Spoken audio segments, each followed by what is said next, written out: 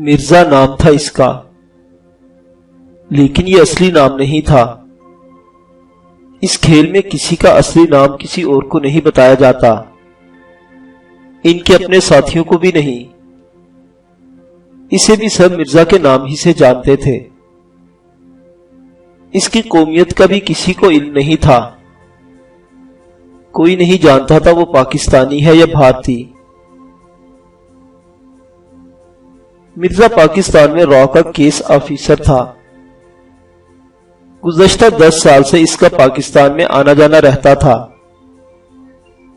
اگر وہ ہندو تھا تو بھی اسے اب کوئی نہیں پہچان سکتا تھا۔ مرزا کا تعلق بھی را کے خاص لوگوں سے تھا۔ اس نے پاکستان میں تخریب کاروں کا جال بچھا رکھا تھا، جس میں زیادہ تعداد ان پڑھے لکھے بے روزگار نوجوانوں کی تھی، جو اپنی بدقسمتی کے ہاتھوں مرزا کے جال میں ہمیشہ کے لیے اس کے ہاتھوں کا کھلونا بنے رہتے، اور مرزا جب بھی چاہتا موم کی گڑیا کی طرح ان کی گردن مروڑ دیتا۔ اس کے رابطے خصوصاً پاکستان کے اس علاقے میں تھے جہاں سے گیتا نجلی کے ساتھ بشیر اور شیر عالم نے سرحد عبور کی تھی۔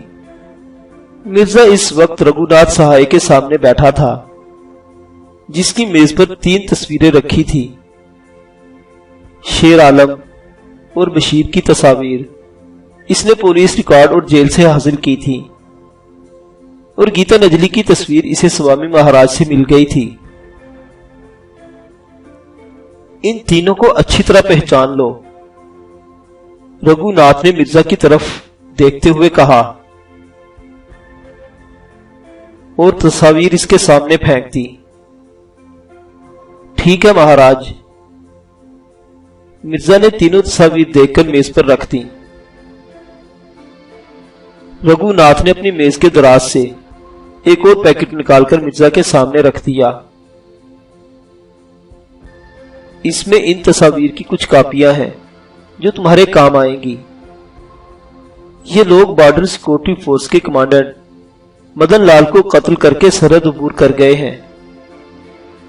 ہمارے منہ پر بھرپور تماچا رسید کیا ہے انہوں نے۔ مرزا، انہیں تلاش کرو، جس طرح بھی ممکن ہو انہیں تلاش کرو۔ یہ را کی انا کا مسئلہ بن گیا ہے، ہماری ناک کٹ جائے گی۔ اس لڑکی گیتا نجلی کو ہر قیمت پر زندہ واپس لانا ہے، اور ان دونوں کو، اس نے نفرت سے ہونٹ سکوڑے، ان دونوں کو بھی زندہ لا سکو تو کیا کہنے، اگر نہ آئے تو کتے کی موت مار ڈالنا۔ مرزا، ہمارے مجرم دنیا کے کسی بھی کونے میں ہوں، انہیں سزا ضرور ملنی چاہیے۔ رگھوناتھ نے مونچھوں پر الٹا ہاتھ پھیرتے ہوئے کہا،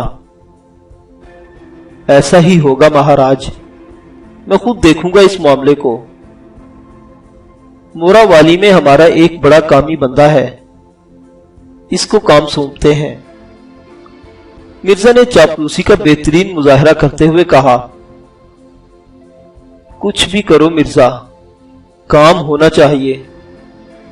آج تک ایسا نہیں ہوا کہ تمہیں کوئی کام ہم نے سونپا ہو اور تم نے پورا نہ کیا ہو۔ رقم کی پرواہ نہ کرنا، خصوصی فنڈ سے جتنے روپے جس کرنسی میں چاہیے نکلوا لو۔ رگھوناتھ نے واقعی اسے اپنی انا کا مسئلہ بنا لیا تھا۔ سوامی مہاراج گو کے اس کی طرح را کا ہی اعلیٰ افیسر تھا، لیکن سب سے بڑھ کر اس کا دوست تھا، اور دوست بھی ایسا جس نے سکھنیا جیسی داسیوں کو اس کی سیوا پر لگا دیا تھا۔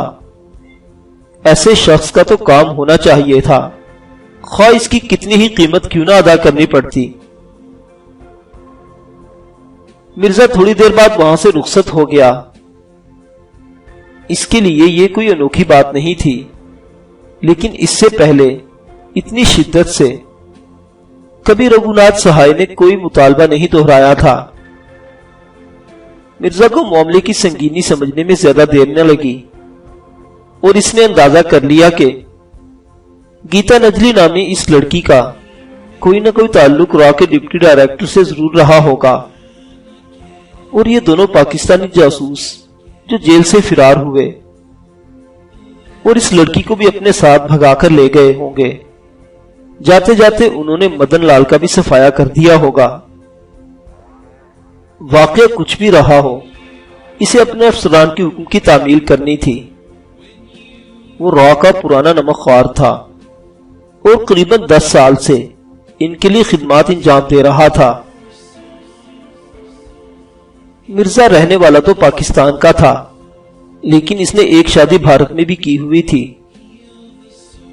اس کا تعلق ایک خاص فرقے سے تھا جس کے پیروکار دونوں طرف آباد تھے، اور اس کا آنا جانا اکثر اپنے فرقے کی تقریبات پر لگا ہی رہتا تھا۔ مرزا ایک سرحدی گاؤں میں رہتا تھا جہاں وہ اچھی خاصی اراضی کا مالک بھی تھا۔ اس نے شہر میں بھی رہائش اختیار کر لی تھی اور ایک شاندار کوٹھی میں نوکروں کی فوج کے ساتھ فروکش تھا۔ شہر میں اس کا لمبا چوڑا کاروبار تھا اور کاروباری حلقوں میں وہ اپنی اصول پسندی اور ایمانداری کی وجہ سے بڑا معتبر مقام رکھتا تھا۔ اس کا تعلق جس فرقے سے تھا، اس کے لوگ بظاہر اسی طرح اصول پسند، ایماندار اور ملنسار بن کر زندگی گزار رہے تھے، لیکن ان کے دلوں میں پاکستان کے خلاف بغض بھرا ہوا تھا، اور موقع ملنے پر وہ اس کا مظاہرہ کرنے سے بھی نہیں چوکتے تھے۔ مرزا کس طرح را کے جال میں پھنس گیا، یہ بھید کبھی نہ کھل سکا۔ بظاہر اس میں کوئی ایسی کمزوری نہیں تھی جس کو را استعمال کر کے اسے بلیک میل کر سکے، لیکن اس میں ایک کمزوری بالآخر را نے ڈھونڈ نکالی، اور یہ اس کی ذات کا بڑا خلا تھا جس میں سے کوئی بھی بآسانی اندر داخل ہو سکتا تھا۔ مرزا پیدائشی مسلمان تھا، ایک سرکاری محکمے سے دوسرے درجے کا افسر، اور اپنی ملازمت کے سلسلے ہی میں اس کا تبادلہ ایک ایسے شہر میں ہو گیا جہاں اس کے فرقے کے لوگ زیادہ تعداد میں آباد تھے۔ مرزا کو بچپن ہی سے عورتوں سے معاشقے کی لت لگ گئی تھی، جس نے بالآخر اسے کہیں کا نہ رکھا۔ اس فرقے کے لوگوں کو ایسے گدھوں کی ضرورت اکثر رہتی ہے۔ انہوں نے مرزا کی اس کمزوری کا خوب استعمال کیا اور اس کے سامنے عورتوں کی قطار لگاتے چلے گئے۔ مرزا شباب کی طغیانیوں میں ایسا ڈوبا کہ پھر کبھی نہ ابھر سکا۔ اس نے اپنا مذہب چھوڑ کر باطل مذہب اختیار کر لیا اور اس فرقے کی ایک ایسی عورت سے شادی کر لی جو ایک کروڑ پتی ذمہ دار کی بیوہ تھی۔ اس شادی سے مرزا کے ہاتھ بے شمار دولت آ گئی، لیکن اس کا جی اپنی بیوی سے جلد ہی بھر گیا۔ یوں بھی اس نے یہ شادی عشق کے لیے نہیں کی تھی، اسے تو دولت چاہیے تھی جو بالآخر اسے مل گئی۔ اس درمیان اپنے فرقے کی جماعت ہی کے چکر میں اس کا آنا جانا بھارت میں شروع ہو گیا، جہاں اس نے سلمہ سے معاشقہ چلا لیا اور اس سے شادی بھی کر لی۔ یہ شادی دراصل را کا کارنامہ تھی۔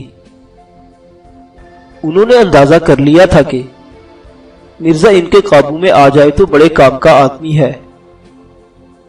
اس شادی نے مرزا کے ہاتھ پیر باندھ کر رکھ دیے، اور چند مہینوں میں اس کے تعلقات را سے گہرے ہوتے چلے گئے، جس کے بعد ایک دن وہ آیا جب اس کے ہاتھوں را نے باقاعدہ ایک تقریب کاری کروا کر اسے اپنا مستعد ایجنٹ بنا لیا۔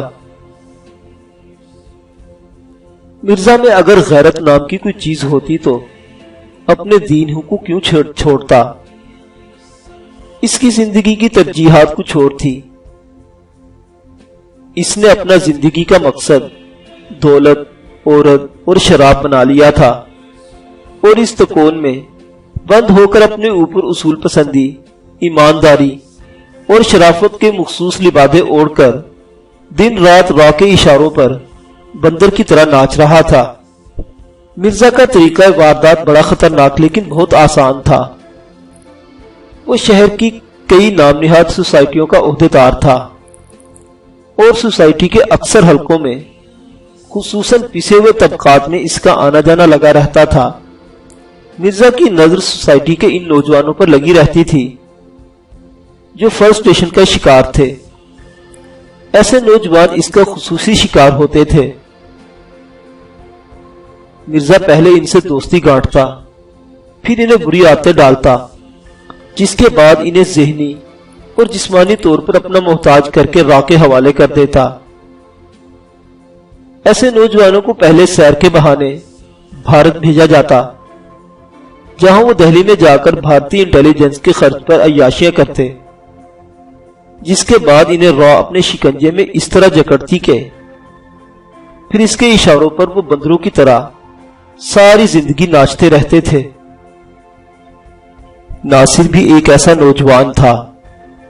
مرزا کی اس سے ملاقات ہوئے ابھی 6-7 ماہ ہی گزرے تھے، لیکن ان 6-7 مہینوں میں اس نے ثابت کر دیا تھا کہ آج تک مرزا نے جھک ہی ماری ہے، کیونکہ ناصر جیسا ذہین غدار اسے میسر نہیں آیا تھا۔ را سے ناصر کے تعلقات اتنے گہرے ہو گئے تھے کہ اب انہوں نے ناصر کو براہ راست ہدایات دینی بھی شروع کر دی تھی، حالانکہ اس سے پہلے ایسا کبھی نہیں ہوا تھا اور اپنے لوگوں کو مرزا خود ہی کنٹرول کیا کرتا تھا۔ آج کل بھی ناصر تخریب کاری کا ایک خصوصی کورس کرنے دہلی آیا ہوا تھا۔ بظاہر تو وہ پاکستانی پاسپورٹ پر ویزا لگوا کر آیا تھا، لیکن اصل میں وہ ایک خاص مشن پر آیا ہوا تھا۔ را کا طریقہ کار یہی تھا کہ پاکستان میں موجود اپنے ایجنٹوں کو جب بھی بھارت بلانا مقصود ہوتا تو وہ انہیں قانونی طریقے سے ویزا کی درخواست کرنے کے لیے کہتے، انہیں ویزا مل جاتا، جس کے بعد وہ سیر سپاٹے اور عیاشی کے بہانے دہلی آ جاتے۔ چونکہ یہ کوئی غیر معمولی بات نہیں تھی، اس لیے کسی کا دھیان اس طرف نہیں جاتا تھا۔ ناصر کا تعلق چونکہ اس سرحدی علاقے سے تھا جہاں سے گپتا کے کہنے کے مطابق ان لوگوں نے سرحد عبور کی تھی، اور یہاں کی بیشتر جرائم پیشہ لوگوں سے ناصر کا ملنا جلنا رہتا تھا، اس لیے مرزا نے اس کو یہ کام تفویض کرنے کا فیصلہ کر لیا تھا۔ وہ ناصر کے ذریعے کم از کم اس بات کی تصدیق کر سکتا تھا کہ یہاں کوئی ایسا واقعہ ہوا بھی ہے یا نہیں۔ اس وقت وہ لوگ اس ضمن میں دہلی کے ایک مسلمان ہوٹل کے کمرے میں بیٹھے ہوئے تھے، جس میں را کا ایک افیسر بھی موجود تھا۔ ناصر نے اپنا کام دہلی میں مکمل کر لیا تھا۔ اس میں تخریب کاری کا ایک چھوٹا سا کورس کرنا تھا، جو مکمل کرنے کے بعد اب یہاں صرف عیاشی کر رہا تھا۔ تم کل ہی واپس لوٹ جاؤ، مرزا نے اسے تلقین کی۔ ٹھیک ہے مرزا صاحب، بے فکر ہو جائیے، اس علاقے میں بہت سے رینجرز اور سیکورٹی کے لوگ تک اپنی رسائی ہے، میں انہیں زمین کی 7ویں تہ سے بھی نکال لوں گا۔ آپ مہربانی کر کے کچھ کیش کا فوراً بندوبست کر دیں، ناصر نے مرزا کو اطمینان دلاتے ہوئے کہا۔ مرزا کو ناصر کی یہی عادت بری لگتی تھی۔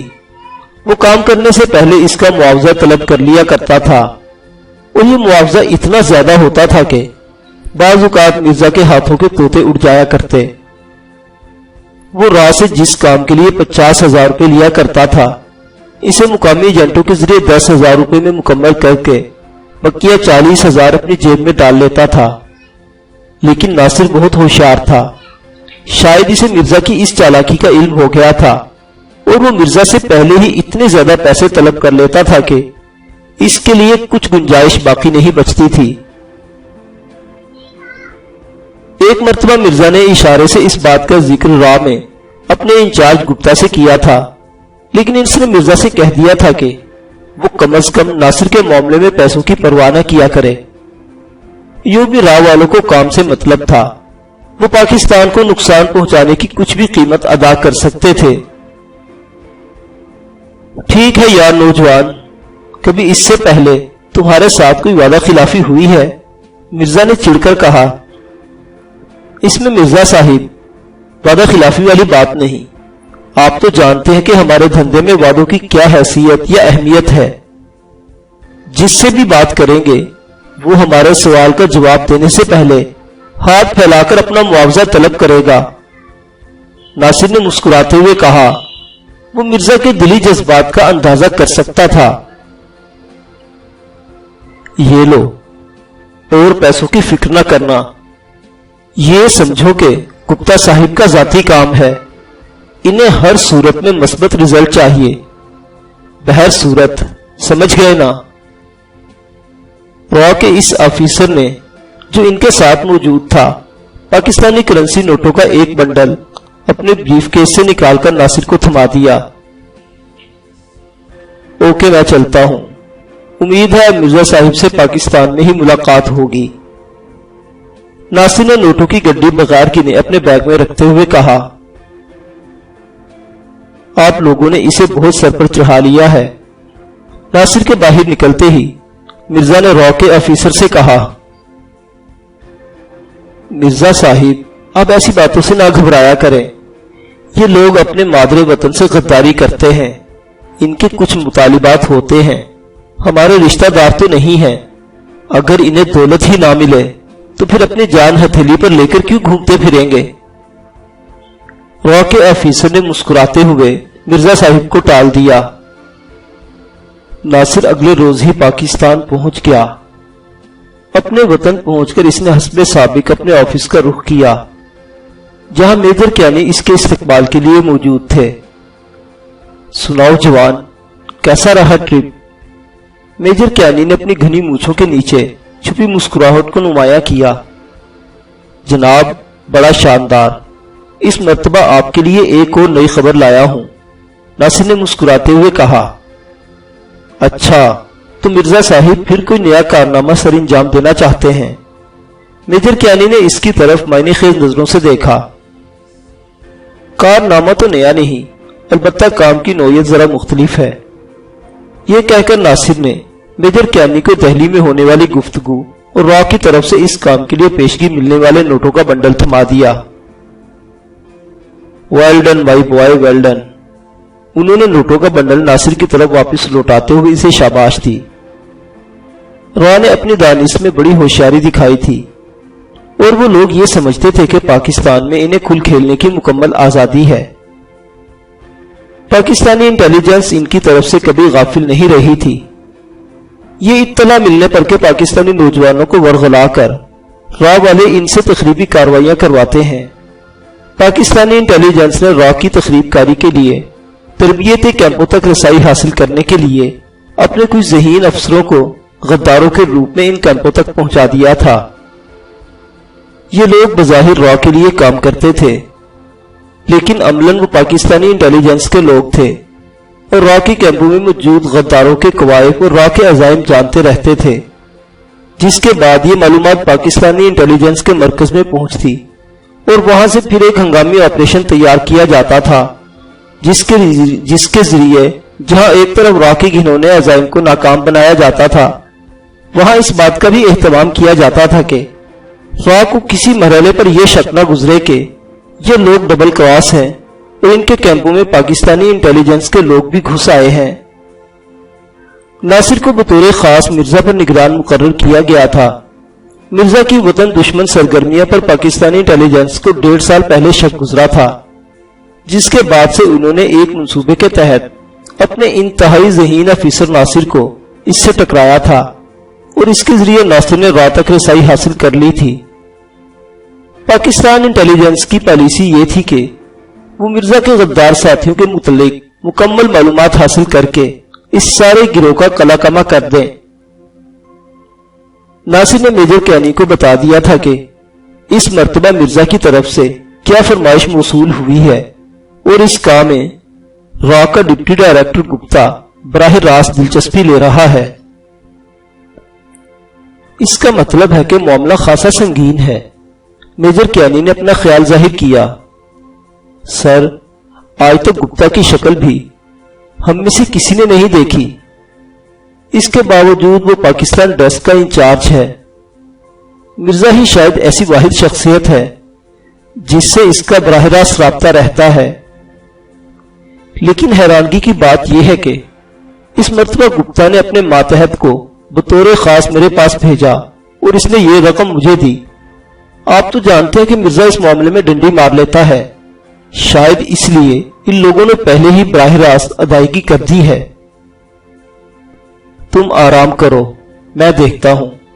بہرحال انہیں مطمئن تو کرنا ہے، کوئی نہ کوئی کہانی تو سنانا ہی پڑے گی، میجر کیانی نے کہا۔ ناصر اٹھ کر باہر آ گیا۔ اسے اب میجر کیانی کی طرف سے تفصیلات کا انتظار تھا، جس کے بعد ہی اس نے مرزا کو رپورٹ پیش کرنی تھی۔ میجر کیانی نے اس روز شام تک ساری معلومات اکٹھی کر لی تھی۔ وہ شیر عالم کو ذاتی طور پر جانتے تھے، اس نے میجر کیانی کے ساتھ بھی کچھ عرصہ کام کیا تھا۔ اس بات کا تو انہیں فوراً علم ہو گیا تھا کہ وہ دونوں بھارتی جیل توڑ کر فرار ہوئے ہیں، لیکن کسی جیل سے فرار ہونے والے کے متعلق را کی اتنی زیادہ دلچسپی کا کیا جواز تھا، اس بات کی سمجھ انہیں نہیں آ رہی تھی۔ انہیں معلوم ہوا تھا کہ انسپیکٹر برکت کی وجہ سے گیتا نجلی کا بھی کچھ پتہ نہیں چل رہا کہ وہ کہاں چلی گئی۔ یہ بھی ممکن تھا کہ خوفزدہ ہو کر اس نے دوبارہ سرحد عبور کر لی ہو اور اب بھارت پہنچ چکی ہو۔ انہیں تو اس بات کا علم نہیں تھا کہ گیتا نجلی خان فیملی کے پاس محفوظ ہے۔ اس سے پہلے بھی بہت سے لوگ بھارتی جیلوں سے اور عقوبت خانوں سے فرار ہو کر اپنی جان بچا کر پاکستان پہنچنے میں کامیاب ہو چکے تھے، لیکن را نے کسی کا تعاقب نہیں کیا تھا۔ جہاں تک ان دونوں کا تعلق تھا تو وہ بھی کوئی ایسا کارنامہ انجام دے کر نہیں آئے تھے کہ را انہیں مرنے یا مارنے پر تل جائے۔ شاید مدن لال کی موت نے را کو بڑا فاختہ کر دیا ہو۔ انہوں نے مفروضہ قائم کرنا چاہا، لیکن بی ایس ایف کے ایک ڈپٹی کمانڈنٹ کا قتل، آخر را کا اس سے کیا تعلق ہوگا؟ بھارت میں کتنی انٹیلیجنس ایجنسیاں کام کر رہی ہیں۔ مدن لال کی شہرت اس کے علاوہ کیا تھی؟ یہی کہ وہ پاکستانیوں کے قتل و غارت گری میں بہت دلچسپی لیتا تھا، اور پاکستان انٹیلیجنس کے پاس یہ معلومات بھی تھی کہ مدن لال نے کروڑوں روپے اس دھندے سے کمائے تھے۔ ایسے آدمی کی موت کا را اتنی سنجیدگی سے کیا نوٹس لے گی؟ میجر کیانی نے آخری رائے یہی قائم کی تھی کہ مدن لال کی موت ہی اگر اس انتقامی کارروائی کی وجہ ہے تو ضرور اس کے گپتا سے خاص تعلقات رہے ہوں گے، لیکن پاکستان انٹیلیجنس کے پاس گپتک سے متعلق جو معلومات موجود تھیں ان میں دور دور تک مدن لال کے اس کے ساتھ معمولی مراسم کا بھی کوئی اشارہ موجود نہیں تھا۔ اب میجر کیانی کے ذہن نے ایک دوسری لائن پر سوچنا شروع کیا اور انہوں نے مدن لال اور گپتا کا کوئی مشترک دوست ڈھونڈنا چاہا۔ گپتا بڑا مکار ہندو تھا، اس کی سرگرمیاں اتنی پراسرار اور محدود تھیں کہ اس کے متعلق بہت سی باتوں پر اسرار کا پردہ پڑا ہوا تھا۔ اچانک ہی میجر کیانی کے ذہن میں ایک خیال بجلی کے کوندے کی طرح لپکا۔ انہیں اپنے ایک بھارتی ایجنٹ کی چند ہفتے پہلے ملنے والی رپورٹ کے کچھ مندرجات یاد آ گئے۔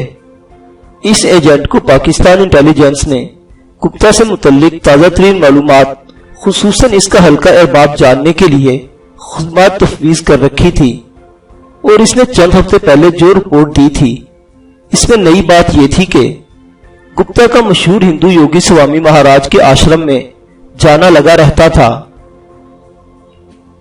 گپتا یعنی رگھو ناتھ سہائے کوئی دھارمک آدمی نہیں تھا، اس نے تو زندگی میں سوائے ضرورت کے کبھی مندر کا منہ نہیں دیکھا ہوگا۔ پھر ایک سوامی کے آشرم میں اس کی آمد و رفت سے پاکستانی انٹیلیجنس نے بظاہر یہی رائے قائم کر لی تھی کہ دیگر امیر اور عیاش ہندوؤں کی طرح وہ بھی آشرم میں موج میلہ کرنے جاتا ہوگا، کیونکہ اکثر ہندو ان آشرموں میں جہاں دھرم کے نام پر جنسیت کی دکانیں کھلی تھیں، یہی کچھ کرنے کے لیے اس آشرم کو چلانے والے سوامی کے چیلے بن جایا کرتے تھے۔ میجر کیانی جانتا تھا کہ کسی بھی عیاش طبیعت انسان کے لیے ان آشرموں میں عیاشی کا جو سامان موجود ہے وہ شاید انہیں یورپ میں کسی بھی ریڈ لائٹ ایریا میں نہیں ملتا ہوگا۔ وہ ان آشرموں کو دھارمک ریڈ لائٹ ایریا کہا کرتا تھا۔ ممکن ہے یہی ایک رشتہ اس انتقامی کارروائی کا باعث بن رہا ہو، انہوں نے سوچا۔ ممکن ہے یہ کارروائی اس سوامی مہاراج کے لیے کرائی جا رہی ہو، کیونکہ شیر عالم اور بشیر اسی آشرم کی ایک لڑکی کے ساتھ فرار ہوئے تھے اور آشرم کے سوامی نے اسے اپنی انا کا مسئلہ بنا لیا ہو۔ میجر کیانی بڑا ذہین آفیسر تھا۔ وہ بات سے بات نکال کر ایک ایک گرہ کھول کر مسئلے کا بڑا سائنٹیفک اور مدلل حل تلاش کیا کرتا تھا۔ اس کے ذہن میں یہ بات ماننے سے بھی انکار کر دیا کہ محض ایک لڑکی کی خاطر یہ سب کچھ کیا جا رہا ہو۔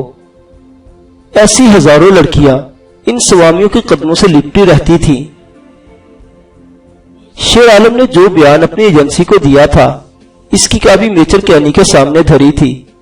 وہ جانتے تھے کہ شیر عالم جھوٹ نہیں بول سکتا۔ اس نے گیتا نجری کے متعلق جو کہانی بیان کی تھی، اگر وہ سچ تھی تو اس بات کا سوال ہی پیدا نہیں ہوتا کہ وہ کبھی کسی ہندو حرام کاری کا ذریعہ بنی ہو۔ مدن لال کا سوامی مہاراج سے کیا تعلق ہو سکتا ہے؟ انہوں نے سوچا، اگر مدن لال کا سوامی سے کوئی تعلق تھا اور سوامی مہاراج نے اس کی موت کو اپنی انا کا مسئلہ بنا لیا ہے اور اس کے دباؤ دینے پر رگھوناتھ سہائے، ڈپٹی ڈائریکٹر را، اپنے بہترین ایجنٹ مرزا کے ذریعے ان تینوں کو سزا دینے پر تلا ہے، تو ضرور یہ سوامی مہاراج بھی کوئی غلط آدمی ہے۔ میجر کیانی کو مدن لال کے کالے کرتوتوں کا علم تھا۔ وہ جانتا تھا کہ اکثر سوامی بھی اپنے آشرم کی آڑ میں غیر قانونی کارروائیاں کرتے تھے، لیکن مدن لال جیسے شخص کے ساتھ وہی سوامی ہاتھ ملائے گا جس کا کوئی نہ کوئی تعلق انٹیلیجنس کے دھندے سے رہا ہو۔ کہیں یہ سوامی مہاراج بھی بھارتی انٹیلیجنس را کا سیف ہوس تو نہیں ہے؟ وہ اچانک چونک اٹھا۔ کون ہے یہ پراسرار سوامی؟ اسے اس سوال کا جواب تلاش کرنا تھا۔ اگر یہ یا را کا کوئی کور تھا تو اسے نظر انداز نہیں کیا جا سکتا تھا۔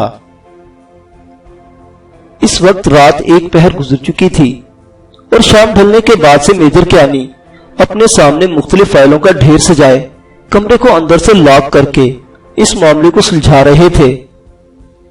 یہ ان کی عادت تھی، جب تک وہ کسی مسئلے کو سلجھا نہیں لیتے تھے اپنے تمام معاملات کو موقوف رکھتے تھے۔ انہیں سکون نہیں ملتا تھا اور ایک بے کلی سی لگی رہتی تھی۔ آج بھی جب یہ بات سلجھی تو میجر کیانی کو یوں لگا جیسے ان کے سر سے منو بوجھ اتر گیا ہو۔ میں تمہیں دیکھ لوں گا سوامی مہاراج، انہوں نے دل ہی دل میں کہا اور دروازہ کھول کر باہر آ گئے۔ رات بڑی تیزی سے اپنا سفر مکمل کر رہی تھی۔